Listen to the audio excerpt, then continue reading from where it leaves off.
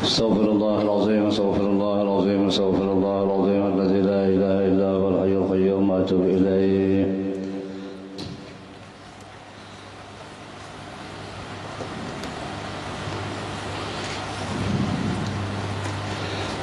أعوذ بالله من الشيطان الرجيم. بسم الله الرحمن الرحيم. الحمد لله رب العالمين وبه نستعين على أمور الدنيا والدين. أشهد أن لا إله إلا الله وحده لا شريك له وأشهد أن سيدنا ونبينا محمدا عبده ورسوله. اللهم صل وسلم وبارك على سيدنا وحبيبنا وشفيعنا ونبينا ومولانا محمد وعلى آله وأصحابه ومن تبعهم إلى يوم المعاد.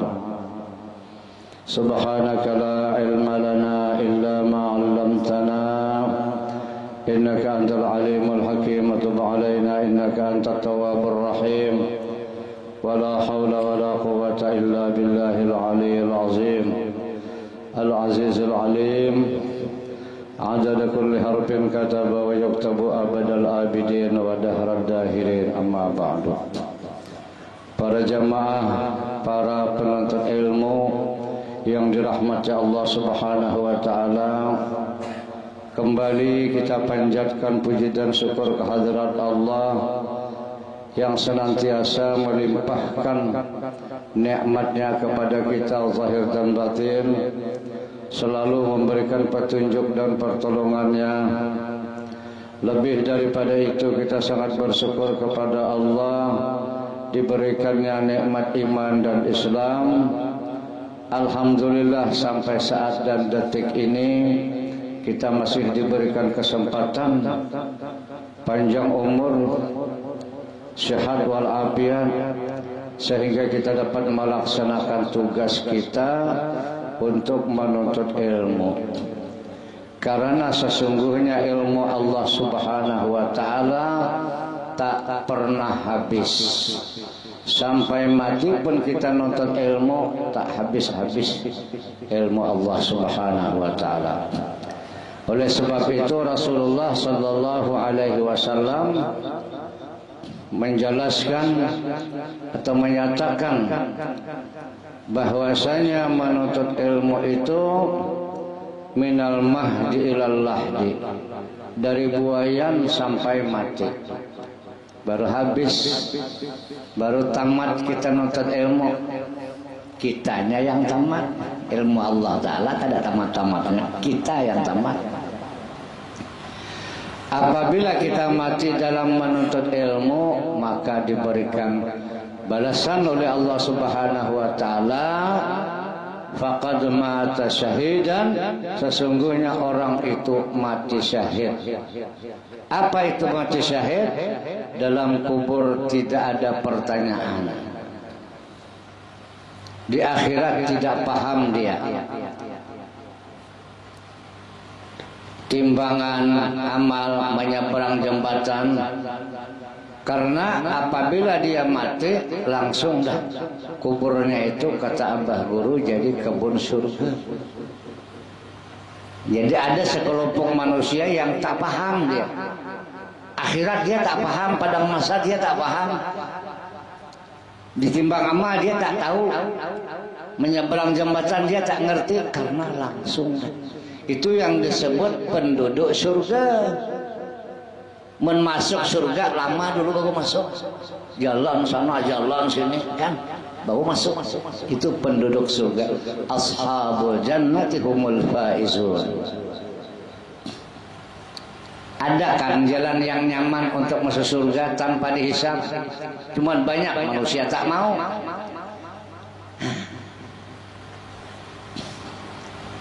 Ada jalannya sudah disediakan Allah, tinggal mau tak mau jadi. Mudah-mudahan kita ditetapkan oleh Allah Subhanahu wa taala, kita bertekad selama umur kita ada, selama kita dapat melaksanakan, niat kita tak putus-putus untuk menuntut ilmu. Karena ini jalan yang termudah bagi kita untuk mati syahid. Walaupun banyak jalan mati syahid itu, tapi ini yang termudah kita. Itu yang disabdakan Rasulullah, di akhir zaman banyak umat-umatku yang mati syahid di atas tilam. Apa maksudnya tuh? Di atas tilam ya. Dia tidak angkat senjata. Dia tidak pergi sana pergi sini, di atas tilam, kata Nabi, ashabul furus. Mereka di atas tilam tapi mati syahid. Nah, kan nyaman dah. Mudah-mudahan kakak jangan putus hati kita nuntut ilmu, apalagi ilmu kita ilmu ahlus sunnah wal jamaah. Macam mana ilmu ahlus sunnah wal jamaah? Ahlus sunnah wal jamaah itu lembut, tidak ada kekerasan dia. Datuk Syekh Muhammad Arsyad Al-Banjari, setelah beliau balik ke Kalimantan, orang kan masih melakukan budaya pekerjaan-pekerjaan agama Buddha. Kalau hamil 9 bulan atau 7 bulan, macam-macam dilakukan tuh adat Buddha yang berkaitan dengan apa namanya, dia mungkin ibadah-ibadah orang Buddha lah. Lalu datang Syekh Muhammad Arsyad, tidak dirampas beliau. Rampas itu, rampas ini, buang sana, buang sini, tidak. Lembut Ahlus Sunnah wal Jamaah itu. Lalu bila sampai 7 bulan, diajari beliau mandi 7 bulan, mandi 9 bulan. Dibacakan Yasin, berdoa mudah-mudahan budak yang hamil ini selamat dia sampai melahirkan. Akhirnya hilang budaya Buddha tadi, tidak ada kekerasan. Itu Ahlus Sunnah wal Jamaah lembut seperti itu. Kata Abah Guru, kalau kekerasan itu bukan ahli sunnah wal jamaah.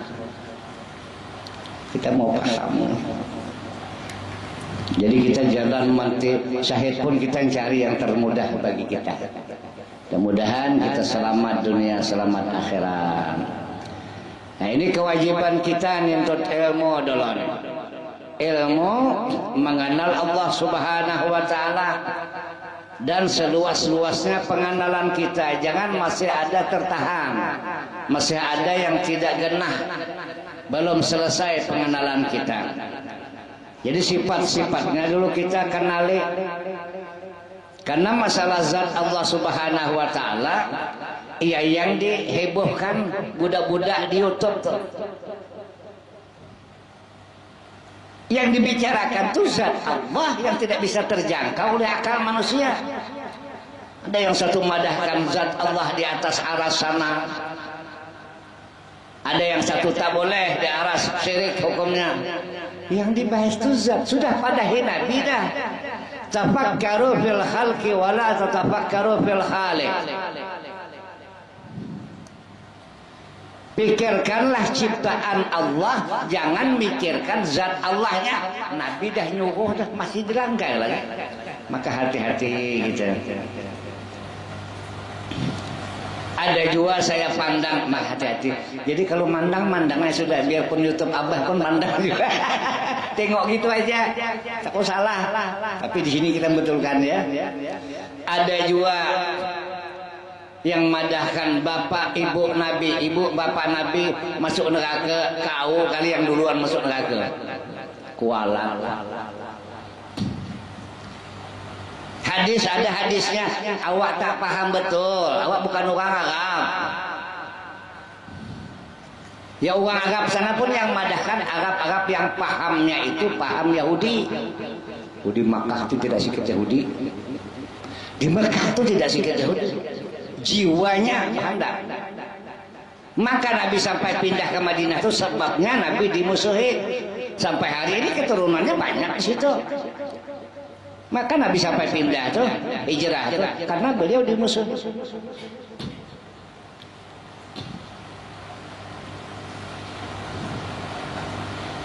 Jadi yang dibahas tadi itu zat Allah yang sudah memang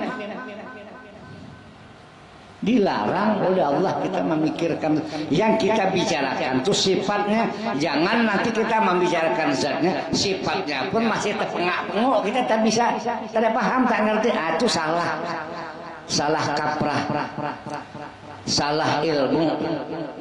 sifatnya kita kenali, zatnya itu sudah tetap, sudah wujud yang sudah kita bicarakan.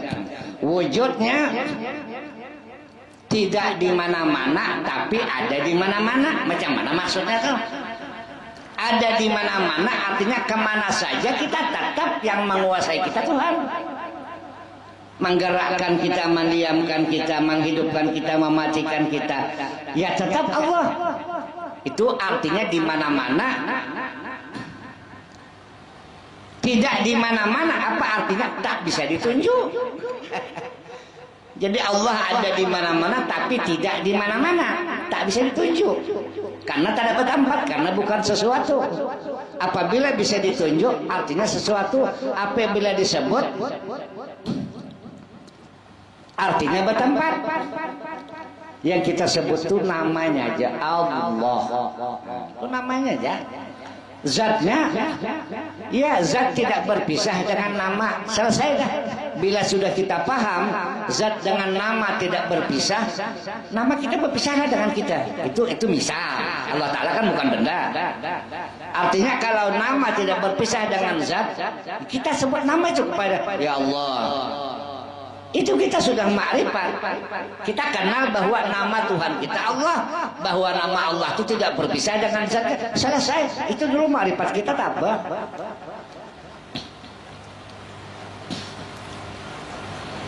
Nah, wujudnya Allah Subhanahu wa taala komplit, sekomplit-kompletnya.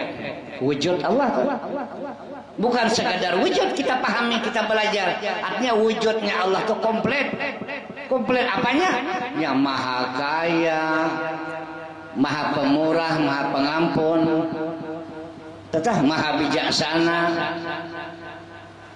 maha adil, maha besar. Jadi itu memang sifat Allah Subhanahu wa taala yang kekal selama-lamanya.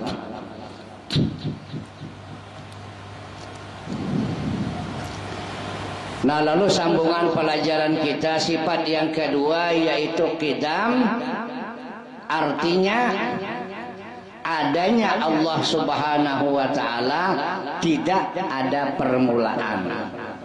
Jadi adanya Allah tiada permulaan. Bahasa orang tua dahulu adanya Allah itu sedia. Qidam artinya sedia. Itu makna orang-orang tua dahulu seperti itu memaknakan qidam.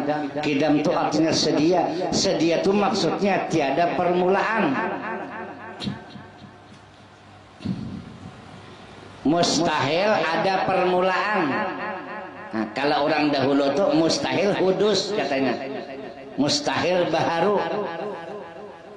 Baharu itu artinya asal tidak ada menjadi ada. Asal ada menjadi tidak ada itu baharu artinya. Nah, jadi adanya Allah Subhanahu wa taala tiada permulaan, alias adanya Allah itu sedia ada. Walaupun alam semesta ini tidak ada, tetap Allah Ta'ala ada. Jadi semua sudah sedia bagi zat Allah Subhanahu wa ta'ala. Sedia tadi kekayaannya, sedia kekuasaannya, sedia apa namanya, kepemurahannya sedia, kebesarannya sedia, keagungannya. Jadi tidak ada alam pun dia tetap seperti itu. Mun kita kan jadi raja dulu, baru kita berkuasa, panjang kuku gitu. Suka hati kita nak nekan rakyat kita seperti apalah.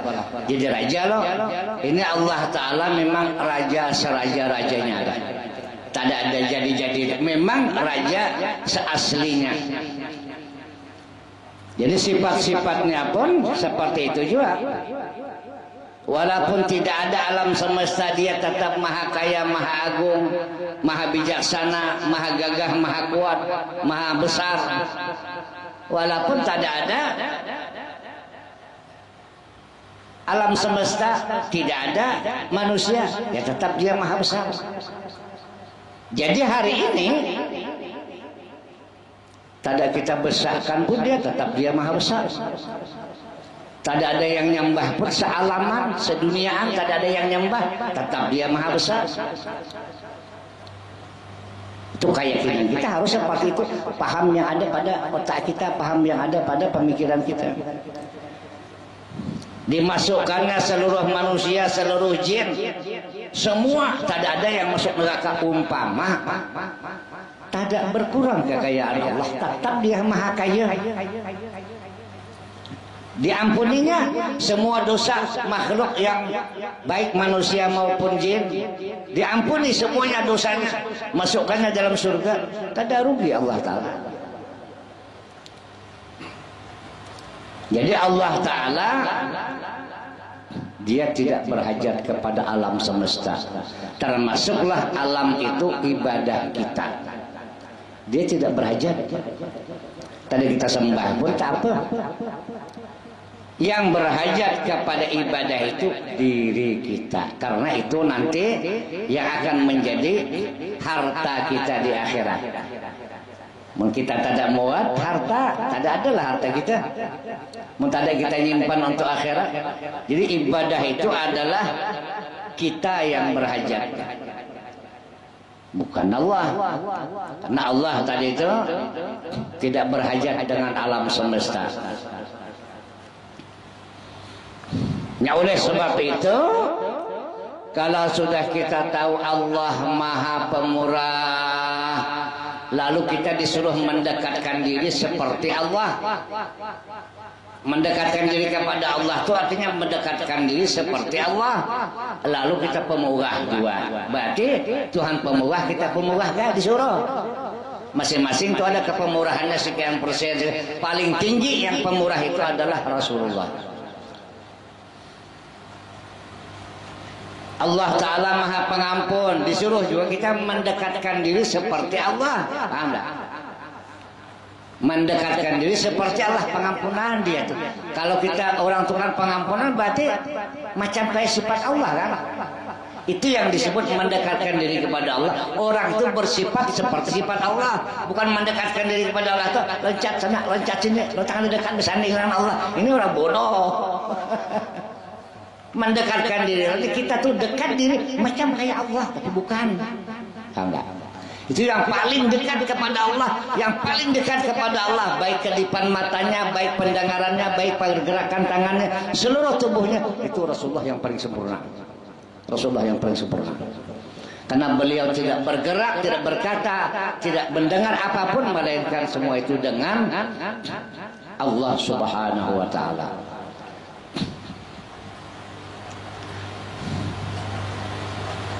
Disuruh kita mendekatkan diri kepada Allah, mendekatkan diri seperti Allah. Jarang sih orang memaknakan seperti itu.